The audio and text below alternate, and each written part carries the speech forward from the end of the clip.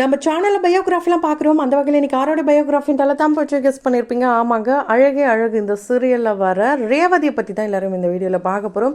இவங்களை பற்றி பார்க்குறதுக்கு முன்னாடி இது வரைக்கும் யாரெல்லாம் நம்ம சின்ன சமூகம் சேனலை சப்ஸ்கிரைப் பண்ணலையோ அவங்க எல்லோரும் மறக்காமல் சப்ஸ்கிரைப் பண்ணிடுங்க. கூடவே பக்கத்தில் இருக்க பெல் ஐக்கானையும் மறக்காமல் ப்ரெஸ் பண்ணிவிடுங்க. அழகே அழகு இந்த சீரியலை பற்றி சொல்லணும் அப்படின்னா, என்னப்பா சீரியல் எடுக்கிறீங்கன்ட்டு பார்க்குற சீரியலே கேட்டுட்ருக்க இந்த நிலைமையில், அட இந்த ரோல் நம்மள மாதிரி இருக்கே, அட இந்த ரோல் நம்ம வீட்லேயே நடக்கிற மாதிரி இருக்கே, இது போலலாம் நம்ம கூட கனெக்ட் பண்ணுற வகையில் தான் அழகே அழகு அப்படின்ற சீரியல் இருக்குது. யதார்த்தமான நடிப்பில் ஒவ்வொருத்தரும் பின்னி பெடல் எடுக்கிறாங்க.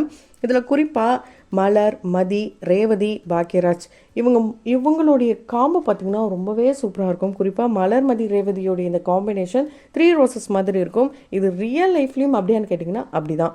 ரியல்லையும் அப்படி தானா, ரியல்லையும் அப்படி தானா.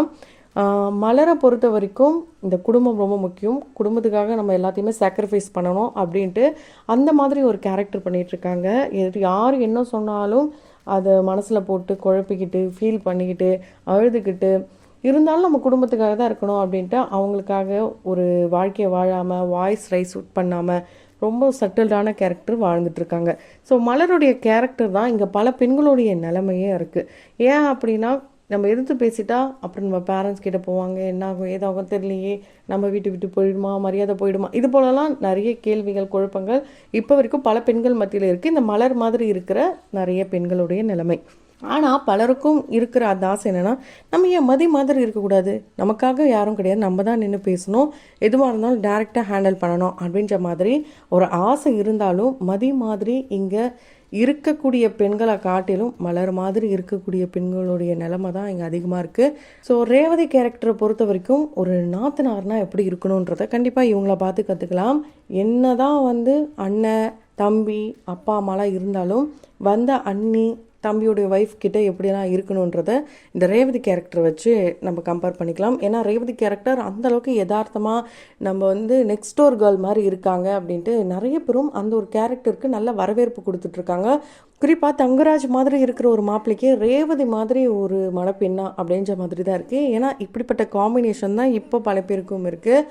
ஸோ ரொம்ப சூப்பரான ஒரு காம்போவில் தான் இந்த ஒரு காம்போ இருக்குது. ரியல் லைஃப்பில் இப்படிப்பட்ட ஒரு காம்போ அமையுமான்னு கேட்டிங்கன்னா, இவங்க ரியல் லைஃப்பில் இப்படிப்பட்ட ஒரு காம்போ வேணவே வேணாமாம். ஏன்னா ரேவதி கேரக்டருக்கும் இவங்களுடைய ரியல் கேரக்டருக்கும் டோட்டலாக ஆப்போசிட் தான். ரேவதி எல்லாத்துக்கும் தயங்கினானா, சுனிதா எல்லாத்துக்கும் தைரியமாக முன்னாடி நிற்பா. ஆமாங்க, இவங்களுடைய ரியல் நேம் சுனிதா தாமஸ். இவங்க மைசூரை சேர்ந்தவங்க, தமிழ் இப்போ தான் லேர்ன் பண்ணிகிட்ருக்காங்க.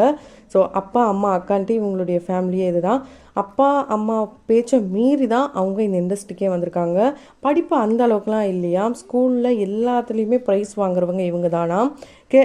ஸ்கேட்டிங்கில் நேஷ்னல் லெவல் பிளேயராகவும் இவங்க இருக்காங்களாம். ஸ்கூலில் பார்த்திங்கன்னா டான்ஸிங், சிங்கிங்ட்டு இப்படி எக்ஸ்ட்ரா கரிக்குலர் ஆக்டிவிட்டீஸில் தான் ரொம்ப ஆர்வம் காட்டினதுனால படிப்பு ஓரளவுக்கு இருந்திருக்கு. சரி ஓகே, வீட்டோடைய ஃபினான்ஷியல் ஸ்டேட்டை நம்ம தான் சப்போர்ட் பண்ணணும் அப்படின்னு நினச்சி இவங்க என்ன பண்ணுறாங்கன்னா, ஐடியில் வேலை கிடைக்குது, ஐடிக்கு போகிறாங்க. அதனால தான் இவங்க மைசூர்லேருந்து பெங்களூர் ஷிஃப்ட் ஆகுறாங்க. அங்கே 8 வருஷம் இவங்களுக்கு இருக்குது. அங்கே பிஜியில் தான் இருந்திருக்காங்க. அப்பப்போ அப்பா அம்மாவுக்கூடையும் போயிட்டு இருப்பாங்களாம். இந்த மாதிரி தான் இவங்களுடைய லைஃப் ஸ்டைல் இருந்திருக்கு.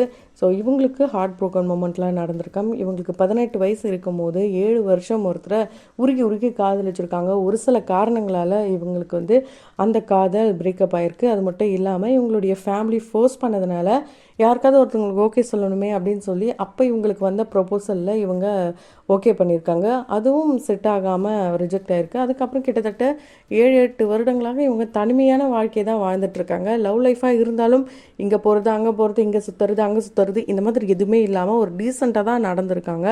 இவங்க ரொம்ப ரொம்ப ஜென்யூனான பர்சன். இவங்களுடைய இன்டர்வியூஸ்லாம் பார்க்கும்போது அந்தளவுக்கு ரொம்ப காமாக இருக்குது.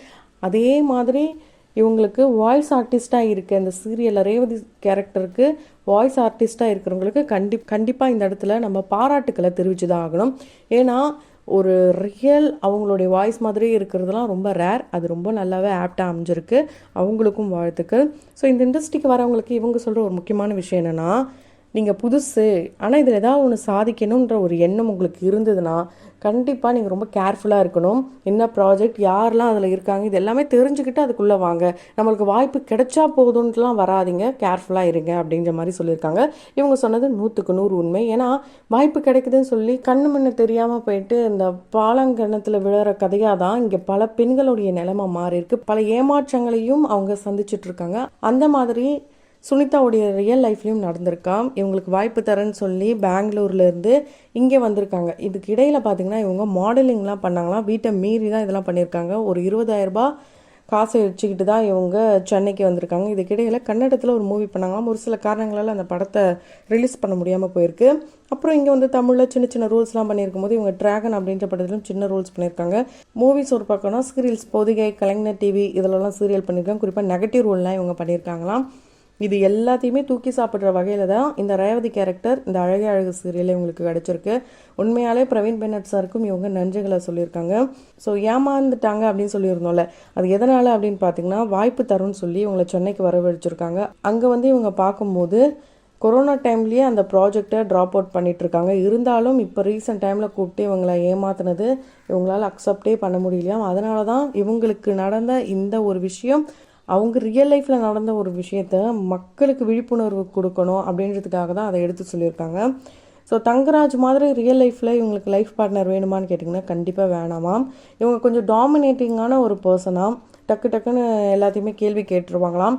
அண்டு ரியல் லைஃப்பில் ரொம்ப ஹாப்பியான ஒரு லைஃப் எனக்கு வேணும் அப்படின்னு ஆசைப்பட்றாங்க. ஸோ கண்டிப்பாக இவங்க நினச்ச மாதிரி இந்த லைஃப் கண்டிப்பாக அமையும். ஏன்னா இவங்க ரொம்ப ஜாலியான பர்சனாக. அதனால் ரியல் லைஃப்பில் இவங்களுக்கு வரப்போகிற இந்த காதல் கணவர் கண்டிப்பாக இவங்களும் எதிர்பார்ப்போடு தான் இருக்காங்களாம். ஸோ கண்டிப்பாக இவங்கள புரிஞ்சுக்கிட்ட ஒரு காதல் கணவர் வருவாங்கன்னு நம்ம நம்பிக்கையோடு சொல்லலாம். அண்ட் அது மட்டும் இல்லாமல் ரெசார்ட் அப்படின்ற சீரீஸில் இவங்க கொஞ்சம் கிரேஸ் அப்படின்ற கேரக்டரும் கொடுத்துருப்பாங்க. இருந்தாலும் அது ரொம்ப ஃபேம் அப்படின்னு சொல்ல முடியாது. ஆனால் இப்போ இவங்களை பார்க்கும்போது அவங்க தானா இவங்க அப்படின்ற மாதிரி இருக்கும். அது மட்டும் இல்லாமல் இவங்க ரியல் லைஃப்பில் ரொம்ப ரொம்ப மாடர்னான ஒரு கேர்ள். அண்டு ரொம்ப வந்து நார்மலாக பார்க்கும் போதும் அந்த சீரியலில் வர அந்த லுக்கை பார்க்கும் போதும் இவங்களாம் அவங்க அப்படின்ற மாதிரி தான் கேள்வி வரும். அந்த அளவுக்கு லைஃப்லேயும் சரி அந்த சீரியல்லையும் சரி நிறைய ஸ்ட்ரகிள் பண்ணி தான் இவங்க இந்த இண்டஸ்ட்ரியில் சஸ்டெயின் பண்ணியிருக்காங்க. நமக்குன்னு ஒரு ட்ரீம் இருக்குல்ல, அந்த ட்ரீமை நோக்கி நம்ம எல்லாரும் பயணிக்கணும். அதில் வர ஸ்ட்ரகிள்ஸ் எல்லாம் தான் நம்ம தான் அனுபவிக்கணும் அப்படின்றத தான் இவங்க அவங்களுடைய வாழ்க்கை பயணத்து மூலிமா சொல்கிறாங்க. ஆனால் அது உண்மையாக நீங்கள் அதுக்காக உழைக்கிறீங்கன்னா கண்டிப்பாக அது என்னைக்காக இருந்தாலும் உங்களுக்கு கிடைக்கும். அதையும் அவங்க சொல்லியிருக்காங்க. அது 100% உண்மை தான்.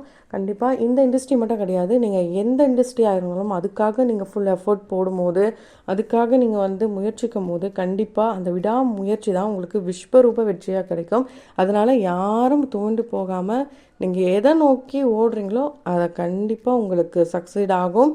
ஸோ அந்த வகையில் ரேவதி கேரக்டர் பற்றி நீங்கள் என்ன நினைக்கிறீங்க, உங்களுடைய கருத்துக்கள் என்னன்றதை கமெண்ட் பாக்ஸில் மறக்காமல் கமெண்ட் பண்ணுங்கள். தொடர்ந்து வீடியோஸ்லாம் பார்க்கணும்னு நினச்சிங்கன்னா உடனே நம்ம சினி சமூகம் சேனலை சப்ஸ்கிரைப் பண்ணிவிட்டு பக்கத்தில் இருக்க பெல் ஐக்கானே மறக்காமல் ப்ரெஸ் பண்ணிவிடுங்க.